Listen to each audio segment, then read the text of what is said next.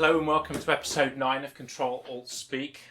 So we're nearly in double digits, and today I'm joined by Anthony Wiggins from Wiggins Lockett Thompson. Hi Anthony, how are you? Hello, I'm very good, thank you. Not too bad. Good. So we were just saying about how long we've been in business, and I'm just looking. Actually, you're doing all right for grey hair. You're not.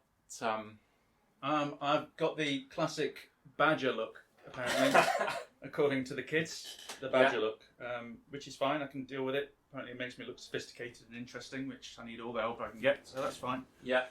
But sat here on your casting couch, I'm a little concerned about looking too handsome.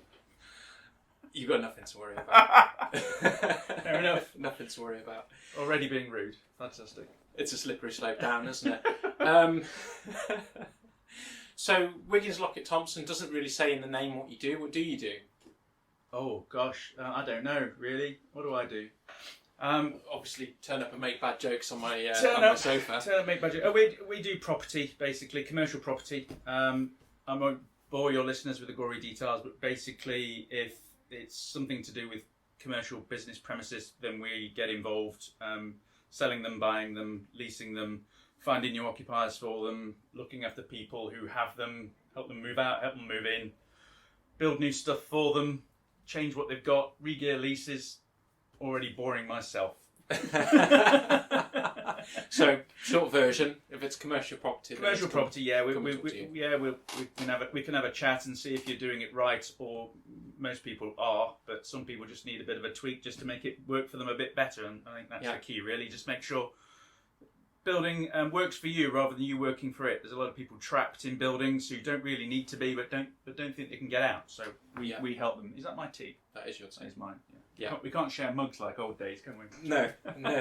Yeah, please don't spit in my coffee. That's not a metaphor. That's wrong.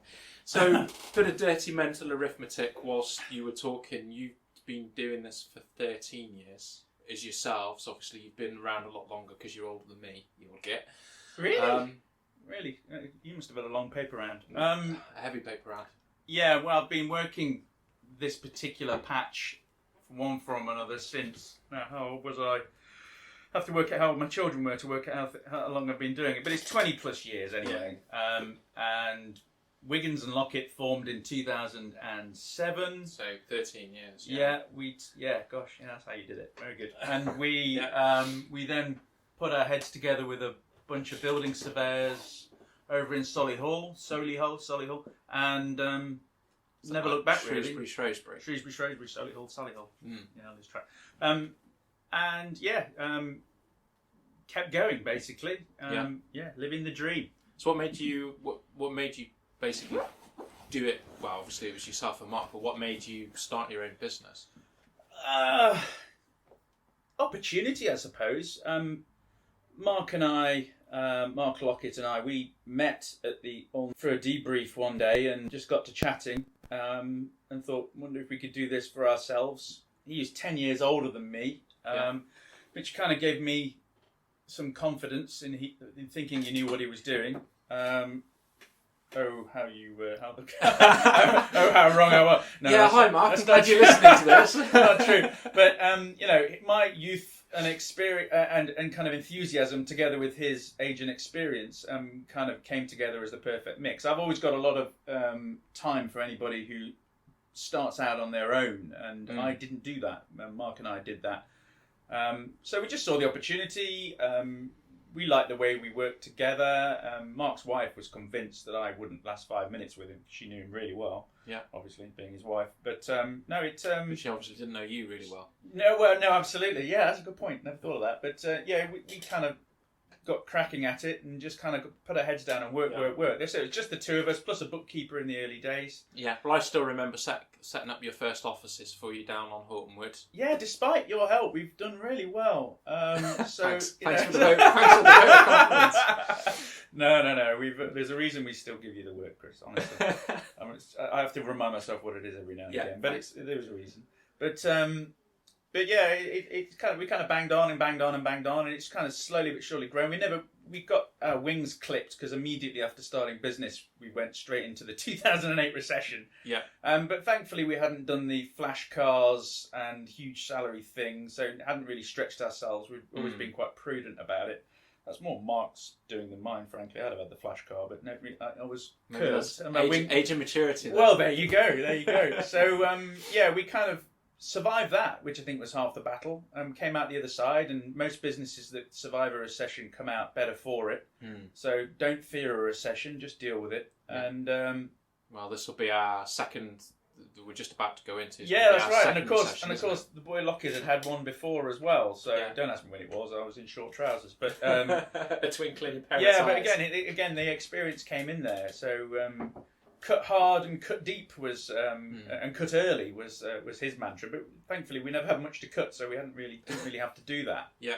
And that's happened again now. Really, we've been quite light on our feet, adjusting what we've been doing, and I don't think anybody that's in business now and dealing with all this realises what's valuable, what's worth keeping, what's worth cutting. But I think this whole situation we've been through has been quietly fascinating, and being in the industry we are in, we have the luxury of seeing a great deal of different sorts of businesses all going through stresses and expansions and contractions, and I take a lot of time to listen to what people need, because I'd like to do business with people more than once. I don't just let them a building and say goodbye. I'd like to stay in touch, and we get a lot of business through recommendation. So you look after somebody well, I like to think. You can't be everybody's friend. I mean, if you let a building to one person, somebody else wanted it, you're immediately the enemy. That's the joy of being a commercial agent. But thankfully, as a business, we diversified what we do. So we've got the building surveying side, and we've got the property management side. We've got the professional side, which is the lease renewals and rent reviews, which happen whether a market is rising or dropping. And the agency side, which is kind of the Hollywood end, which is me. I get bored to tears doing the rest of that stuff, but other people seem to find it interesting and valuable, so that's good. So I've gone off on a tangent there completely, as expected. But yes, we started the business and never looked back. I don't think I could be employed by anybody now. I think I'm completely unemployable. Oh, yeah, I get that. You get the same thing. So just to chuck it back at you, you started in 2003, if my memory serves. Yeah, which makes you older than me. Good. Makes the business older than me. That's right. You'll always be older. And it took me, I think, probably 15 years to actually get you into a building I was letting, which I tried for a long time. But we got you in. We got you in. We'll never let you go. That was such for years we were looking for property. So 2003, started in the spare bedroom. First office was a little 120 square feet shoebox round the corner. How much money did you need to start the business? What money did you put in? £1,000 on a credit card. Oh, right. I raided my good lady wife's savings and managed to get about £6,000, I think it was. Right. But we did that so that we could pay ourselves straight away, because there's not much point. No, well, I didn't have that pressure. Yeah. So well, I did. I did. But even if it was that around the same, I still don't think we've paid her back. I'm in trouble now. If she's listening, No, she's not that stupid. No, that's a good point, actually. Maybe she considers it an investment. I don't know. One for the accountant. Definitely one for the accountant. Oh dear.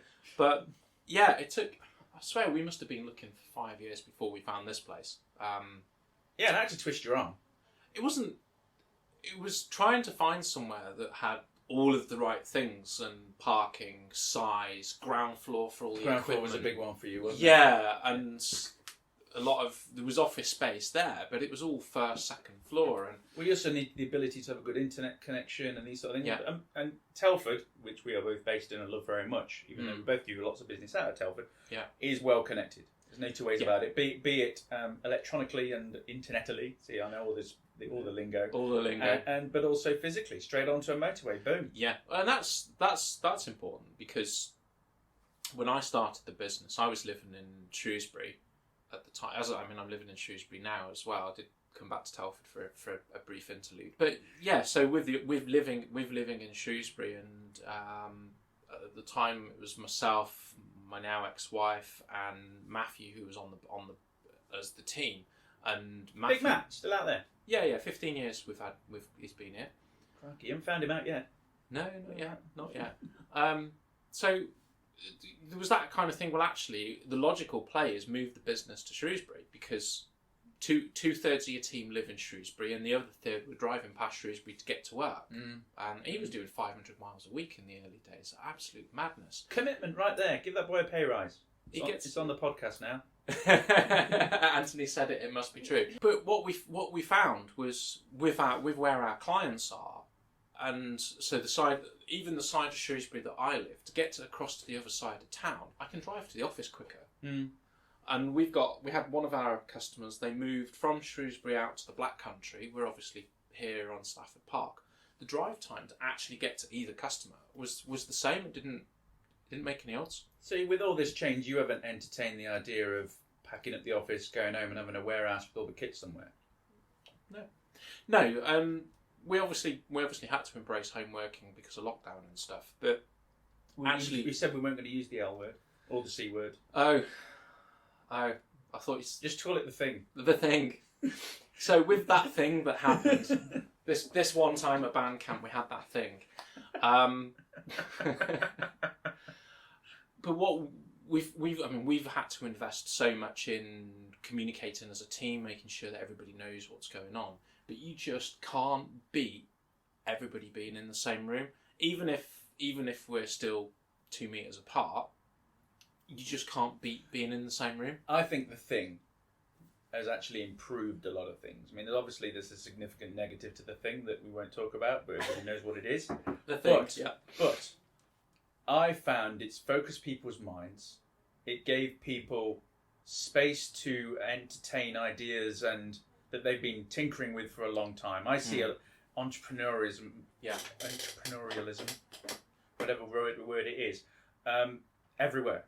I mean, the little estates we deal with in Telford, there's a number of them, and we deal primarily with the smallest estate. Trench Lock is full of small businesses, people going for it, and we do our best to look after people at that stage in their business lives, because you want a business life relationship with them as a property agent, as a landlord potentially. And our clients have decided in many cases to diversify their portfolios, not necessarily with different sorts of property on the industrial side, but certainly on different sizes. So that over the years people can bounce up, and eventually while sticking with the same landlord if they can. So a client with a number of different size properties in their portfolio, especially within a given radius, stands to benefit. And even within Trench Lock, they range from size of this room, 300 square feet, up to 1,200. So that can look after 6-7 years of a company's life. And you just say, okay, look, we're really not going to stand in your way of you tearing up that lease and signing another one and paying us more money, are we? So we're just you'd be crazy. mega flexible. But flexibility has been where we're at the moment. Anybody looking at space at the moment, it's all about that flexibility, and our advice to the landlords is think long term. Think long term. As anybody knows with commercial property that owns it, there's one thing you need to do to be successful in it. What's that, Chris? What is it? Stay alive long enough. That's what it is. Stay alive long enough. With the thing. Stay alive with the thing. Yeah, stay alive long enough and hold a property. The days of churning property and making a quick, fast bounce, the market isn't variable enough to allow that to happen. So commit, future-proof your properties. So we've done all sorts of things like solar panels, which are a bit troublesome for roofs, but certainly car charging points and these sorts of things. And we're even looking at it with this building here, mainly because you've asked about it. So we're entertaining the idea. I need to get your hand in your pocket. But it could it could but again, it's down to the landlord's perspective of it, really. And what their long-term goals are. If you're dealing with a professional landlord as opposed to a landlord that has a property by accident almost, or through a property acquisition, you're much more likely to get them to invest in their own property. And quite right too.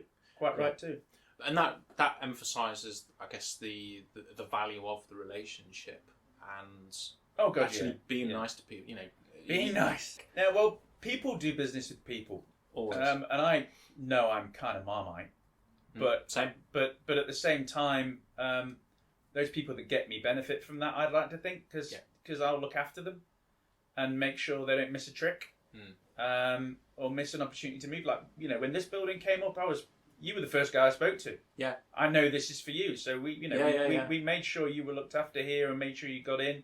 You know, I still did you on the deal, but you know, it was right. So that's why I'm still sore. Right. No, we looked after you. Again, it was more a case of, you know, quality tenant was what it was about here. Someone that's going to commit to the building and somebody that benefits from committing to the building. So you get. You get. Yeah. It's that whole law of reciprocity, isn't it? Absolutely. And again, the good landlords out there recognise a good tenant and will look after them. Because at the end of the day, a lot of landlords still don't consider this. Tenants are customers, and a lease is a contract. Just because they're called different things doesn't mean that normal rules don't apply. And I've been of that ilk for a very long time. And at the end of the day, a happy client and a happy tenant means that there's more business to be done in the fullness of time. And we do lease renewals and rent reviews, and we can do them relatively swiftly and stress free. And some clients have turned around and said, "Well, that didn't take you long, did it?" And we said, you know, when we send them the bill, and we say, "Well, actually, it did, because we've been looking after these guys and making sure they're okay and drinking a lot of coffee with them for the last 10 years." Yeah. So it's actually taken us a heck of a long time, but everybody wins. The stress of property, in the same way as people say, if you buy and sell a house, it's one of the most stressful things you can do. It's just the same for some people in commercial property, but it doesn't have to be. It doesn't. I mean, people look at me with a furrowed brow when I tell them what they need to do to get into a building. And so, is that it? I was going, yeah. Let's. But it can be made more complicated. But I'm, you know, much as I read estate management and I wanted to run around in a Land Rover with a Springer Spaniel dealing with country estates, and what I actually do, get off my land. What I actually do now is wander around big tin sheds on my own in a cheap suit. But you're not in a suit today, so come on. No, well, you see, but I'm wearing kind of green trousers, which is really unlikely. I need to get some pink ones, I think, then I'll fit into certain circles. I think we both know certain circles where they wear the pink trousers. Not a good look. Yeah, not really my thing. Yeah, note to the listeners: if you're wearing pink trousers, change them. The salmon pink. Let's be clear. Salmon pink. But nothing wrong with pink. Do you think we're going to see a lot of new businesses pop up this year? We already are. Yeah. And what it is, it's not necessarily new businesses.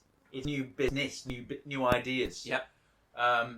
New branches, kind of fine tunings, that sort of thing. So companies are starting new lines, new ideas, getting rid of the dead wood, for want of a better phrase. There's what this situation has done for me is he's pushed. It's almost like a time warp 6 months into the future. Yeah. We've jumped 6 months. If something was going to go, something was going to fail, it's failed. If something was going to fly, it's really flying.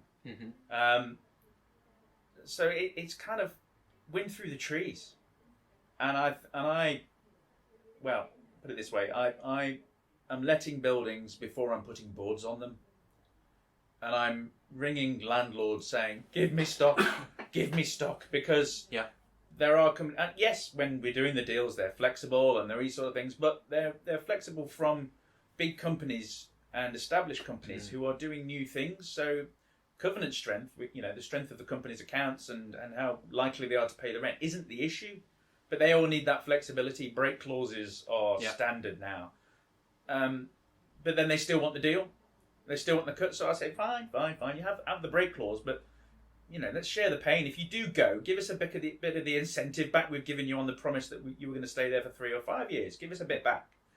And everybody's like, yeah, fine with that, because if it's working, it's working. If it's not, then it's part of the risk. But thanks for helping us get it off the ground. Yeah, and that's the same with how we approach some of the technology stuff. Is when we're asking customers to make commitments to the technology to drive their business forward. The assets that they're buying have have a lifespan, and some people expect 2 years out of a computer. Some people want 6, 7, 8, which is a bit okay. But some of the, when we're doing some of the bigger purchases, like when we look at servers and stuff, what we're saying to people is, right, well, we're going to put this in on the basis that it's going in today, and we're going to plan on your business for the next 3 years. But in reality, we want 4, 5, 6 years out of it. But we're not going to worry about the 4, 5, 6 too much, because we get that it's a moving beast, and we've had customers where they've outgrown what they've got and they've needed bigger, better, more. We've got some customers where, because of whatever reason, they've had to contract a little bit. If you cast your mind back when the home information packs were canned by the government, we had a customer that day in that single 20-minute announcement, £250,000 off their top line gone, just like that, gone. So you can't you spread yourself too thin, or put all your eggs I'm going to be cliche central today, but put all your eggs in that one basket. You have to have a plan B, C, and D to fall back on, because if the rug gets pulled from you, and there are a lot of rugs being pulled from a lot of people at the moment. But if your weave is heavy, you're fine. That's awful. Yeah, I just made that one up right there. Yeah, that's awful. But it just shows the value in resilience, doesn't it? Absolutely. I mean, early days in a business, and I think it's a moot point to discuss at the moment, because as I say, there's a lot of people starting out with new things. How did you get yourself out there? What did you do, and what was the most valuable thing to make people know you existed? And this is before the days of Twitter and social media and all that shenanigans. I mean, what did you do? I know what I did, because I met you there. But well, that's it. The first thing that I did, literally within the first 2 weeks of starting the business, was I went to BNI. Yeah. And I went networking, and the first year of this business was built on the back of BNI. I think it was a couple of years after that we went and joined the Chamber of Commerce to expand that networking. So how was your network when you began? Had you been working in the industry prior to that date, or did you basically come out of uni and work for somebody else? Behind the scene, or were you always essentially front and centre sales? No, I was a techie. I was a techie in corporate land. You were like Matt? A little bit different. That's different. Good. But terrible I was facial hair. That's what it was. You can't talk. My life started in corporate land, and I worked for two of the biggest companies in the world. That's odd, really, because anybody in our game that starts life in corporate land struggles then to get the one-to-one customer service thing right. Oh, we see anybody that's come out of some of the bigger firms.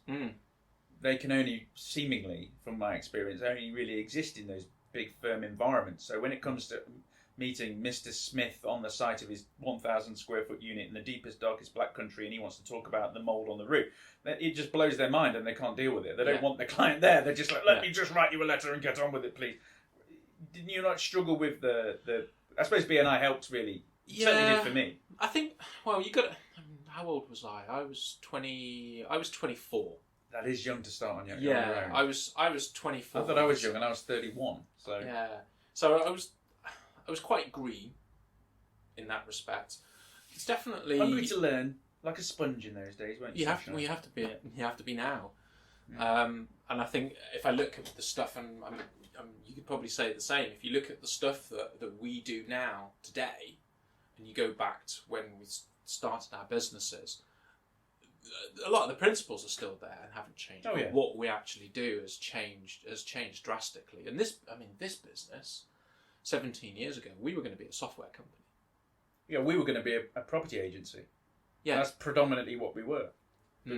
We're now essentially. It might not seem a big difference to anybody listening, but we are now essentially a consultancy, not a property agency. An agency is part of what we do, and an important part of what we do. In fact, it's the best because I do that bit. But it's obviously you would say that. Dream on.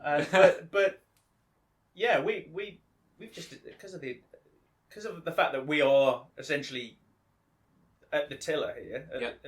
we've been able to steer it through and make sure that it's worked and adapted. Yeah. To the different size waves that have come our way, and it does come in waves, doesn't it? And every time we've done something new, we've always grown. Which sounds obvious, but yeah, I mean, it's that diversification for us was key. Having those different aspects of what we do, which means that when it comes to the income the firm gets, agencies tidal wave, then drought. Yeah. Management is steady. Building surveying is steady. With a few more peaks in it, and the landlord and tenant stuff is again peaks and troughs. So you have to have, I think, in business, various different lines of income. Yeah. And then keep the outgoings to a minimum, despite the government seemingly wanting you to spend like Billy O. Well, they need to get their pound of flesh back, don't they? Well, yeah, absolutely. They've obviously spent. But B&I, you found B&I useful on what level though? Did it get you business? For me, it was a comfort blanket. No, it didn't get me much business. I don't think.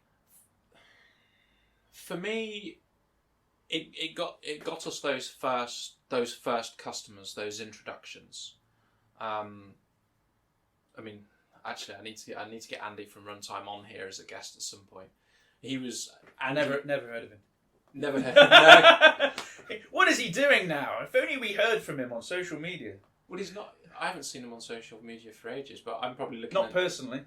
No, well, I only do LinkedIn. No, he's barely. He's not really anonymous, but he's anonymous. Yeah, our first customer came from Andy. Well, yeah, we used him in the early days to get us off the ground. Yeah. It's funny. There's like you almost feel like you need some sort of reunion. the late 2000s BNI. You know, it was. I mean, I hated it.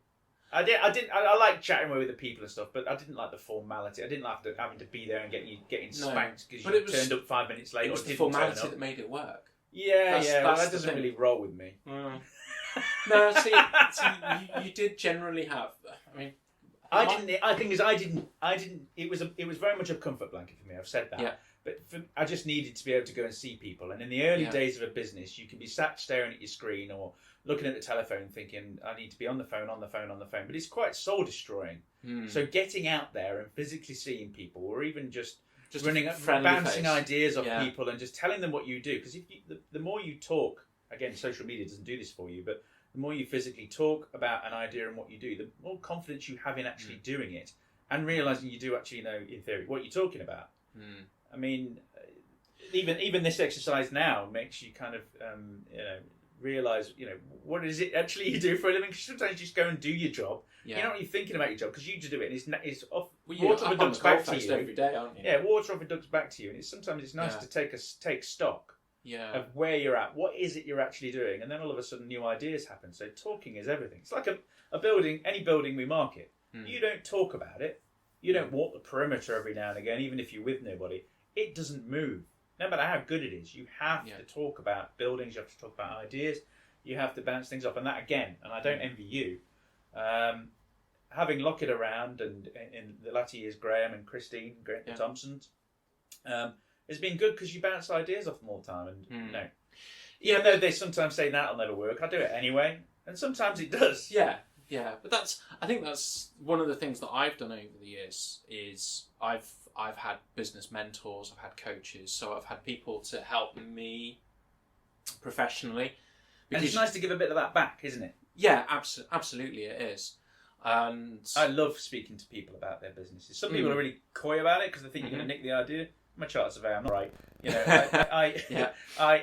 I'm happy to talk through ideas because I've seen it probably, or a version of it in all the businesses that I've seen. I find it absolutely fascinating. Everything from heavy engineering to pet grooming. I see everything. And that's the great thing about the job that I do. So because we've got that, we're in the same boat really. Yeah, we're not really looking at any particular vertical of industry. We've got the full breadth, whether it is manufacturing, whether it's a firm of lawyers in an office or whatever. And because, especially now, because technology is so ingrained to the business, quite often when I go in to talk to a customer, and we've had these conversations, we're not talking about IT, we're talking about the business. And we're like, okay, what's going on? How does the IT enable it? Where does it fit in? How does it make life a bit easy? Where does it save you in a minute here, a minute there? Yeah, exactly. I mean, I'm only really interested in IT when it stops working. Because, you know, I've heard other guests you've had on here. I mean, my life revolves around the iPhone. Yeah. But at the same time, I hate that. I've also sat here next to me now is an old school diary. Yeah. Which I love because I'm still of the school when you like to see a visual aid and get it down and tick them off. Yeah. I love that side of things. But the two to me work perfectly well together. I wouldn't do without. And you've got to find your own system. You can't buy success and you can't buy solutions by buying the next bit of kit. No. You just can't do it. No, and you've still got to know how to use it, and it's still all about human interaction. It's still about actually phone calls. I mean, everything we do is about generating conversations. I do not negotiate on email. I confirm things on email. Yes, which is what we should be doing. And there's a lot of people do the same thing. Yeah, email should be banned. Well, no. It has maybe its not place. that brutal, but I actually entertained writing how you're doing letters and postcards to clients recently, or people that have left properties and bought properties for me. Because, again, the moment you reconnect, all of a sudden, new work appears. Yes. Every single time. Oh, I was meaning about that. Oh, that's a bit... We're constantly taking away people's problems and dealing with them. I sell more when I'm not in this office. Which, again, has been the thing, has forced people to get out and realise what's important. And, again, human communication ain't necessarily in the office, but it's good to come back and... have a good half day every now and again, hammering away and getting the things out. Yeah. Or starting early. There's a guy I used to work with. Inspired me because he used to come in. I'd never do it, but he used to come in at 7:30 in the morning. Yeah. Because the phones weren't ringing and absolutely nail tons of stuff. Yeah. And I used to come in, and all of a sudden at 9:00, being young and naive, the phone's ringing. You can't actually get anything done. Yeah. But that for me, finding those quiet moments, and you've had that at home. You've had those quiet moments. I think, let's say, the thing has allowed people to give new projects, ideas that have been bimbling around in the back of their minds, inside and outside of work, time to breathe, go out there and actually come to life. So there are some fascinating new things going on. And the garden did look brilliant. Now with this hot weather and the rain, it's now a swamp again. But for at least 3 minutes, it looked the best ever. Yeah, I foolishly put some of that 4-in-1 on my front lawn. So what?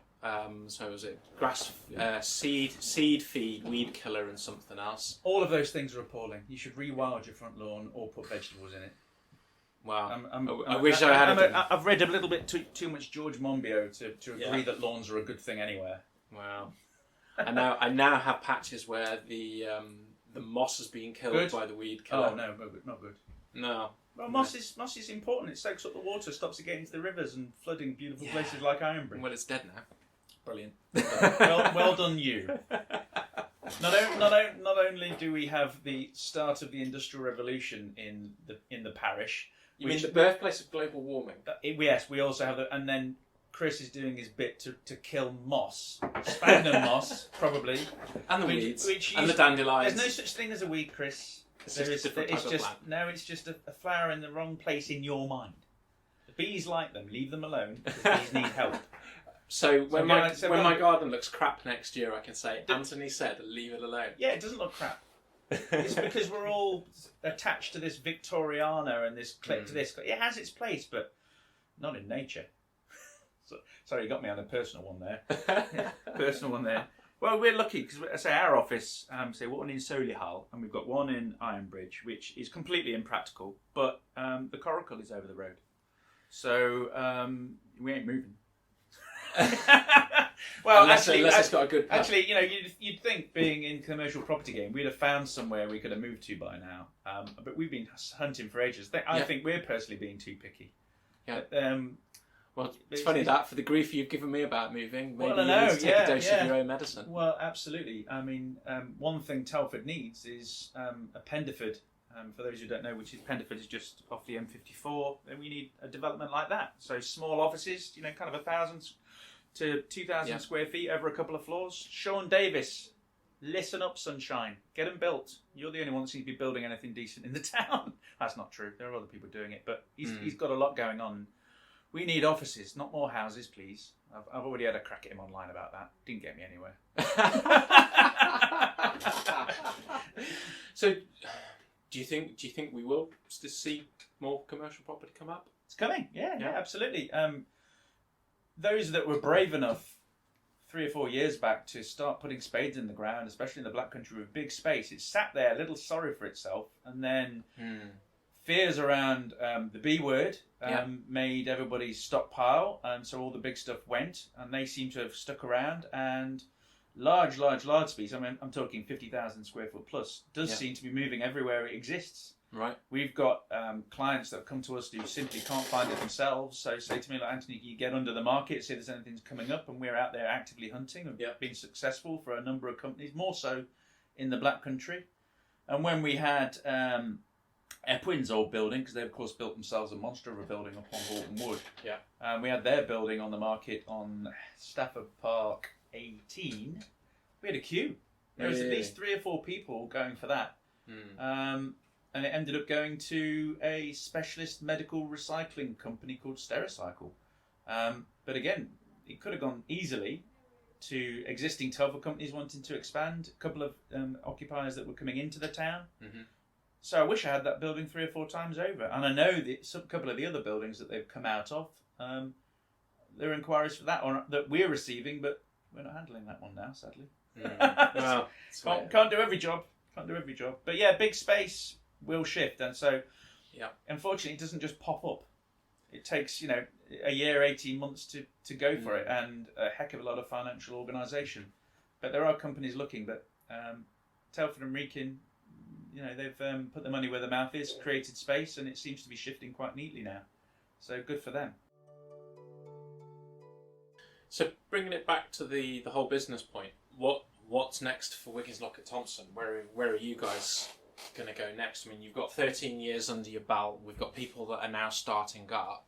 So in 13 years' time, they're going to be in the position you're in now. Well, as ever, we're thinking about succession. We're looking to improve the services we offer by expanding them again, continuing to do different things rather than more of the same as well. So we're just remaining light on our feet. We've got inevitable changes that come with time passing through the business. So at the moment, we're not looking at anything too crazy or different. We're just making sure we can maintain the services that we offer to the clients and improve on those, improve the systems, make ourselves more efficient. Ultimately, build the various different aspects of the work. The consultancy side, where we essentially act on behalf of occupiers, seems to be taking off, and everybody seems to be very happy with that, and repeat work. And we essentially, when companies expand and buy other businesses, they end up with a few property messes. So we get helicoptered in and deal with that. We essentially pick up the role of property director when a company's not big enough to have one, if you know what I mean. But we've got expertise within the firm, so we can deal with pretty much every problem that comes their way. And we also are quite good at looking after the small investor, be it somebody that's done a sale and lease back when they've got a property asset, but can make a lot more money in their business by releasing the capital out of that and leasing it back to themselves. So we then look after that property and deal with the lease renewal, collect the rent and all that side of thing, and make sure that building ticks, and potentially even expand portfolios for former directors and existing directors of firm who actually want to own their own portfolios, or say get out of it, and we need to find buyers for properties where landlords are needed and the company wants to get the money back in. So we've got a list of people that would buy your property if you've got a business property that realistically you don't need to keep. You'd rather make money out of what you do for a living rather than a property. We can buy the property for you and leave you in there. That's an expanding area for our business. So yeah, it's kind of more of the same, but just keep fine tuning it and looking after people. I say we don't want to be everybody's agent. We'd rather do a lot for a few people than a little bit for everybody, because we can't provide the level of service. The more we do for somebody or a company or a SIP or a pension, the better a service we can provide. So, which is why the vast majority of our clients have been with us for years and years and years, because we know them, we understand them, and we Yeah. work hand in hand with them and stand at their shoulders so they don't, drop a clanger. And I think that's probably the big message there is you could go There on. had to be one somewhere. Yeah. Well, you could go on a land grab. You could be. We want lots of customers. We could. No. If it's got a pulse, we want to sell to it. But actually, No. what that does is dilute your offering. And No, we don't want to be the biggest player in town, and never have. There are other people that list it and sit there and wait for the phone to ring. Yeah. That's not what we do. We're on about getting the best deal for the client, the best long-term deal for the tenant, making sure that everybody gets looked after, because that means repeat business. Yeah. And repeat business means that we've kept clients happy and everybody walks away with smiles on their face. And that's both sides of the deal. Yeah, and it's that longevity of the relationship. It's that adage that it's easier to look after an existing customer than go and find a new one. Look after what you've got. Yeah. Don't let it fall down behind. People are so busy building it in front of them sometimes that it's falling away behind them and burning away. And to most landlords, I say, look, it's a lot easier to look after an existing tenant than find a new one, and a lot more profitable, because you don't want to be paying my fees every 5 minutes to find your new tenants, and I don't want that. So it kind of works. So one question I am going to ask off that bit of paper that we've asked everybody that's come on the podcast. Oh no! Oh no! What is that one piece of technology you couldn't live without? My laser measure. And you can't get one of those on a phone, so it's not even. No, you can't, can you? I've seen you play with it on your phone, where you've gone and tried to measure a room. Oh God, yeah. There's been a few different things that you can get, and it never works, and it's just a bit of a gimmick. No, when you get kind of things that I don't trust them either. Laser measure is calibrated, checked, and has to be, because we're registered by the regulated by the RACS, so they have to make sure that we pay them a huge fortune for promoting themselves. Brilliant. But at the same time, they do make sure that our standards are where they should be. And one of those things is measurement. There are international measuring standards that we have to adhere to. But going back to that individual bit of kit, it used to be that we used to carry around a couple of tapes. One metal one that was about 2 inches wide. And we used to have to do eaves height with those, the measurement to the underside of a roof, so that people can work out how many pallets they can get in, all that sort of stuff. Yeah. And after a certain point, it invariably falls back and clacks you in the forehead. So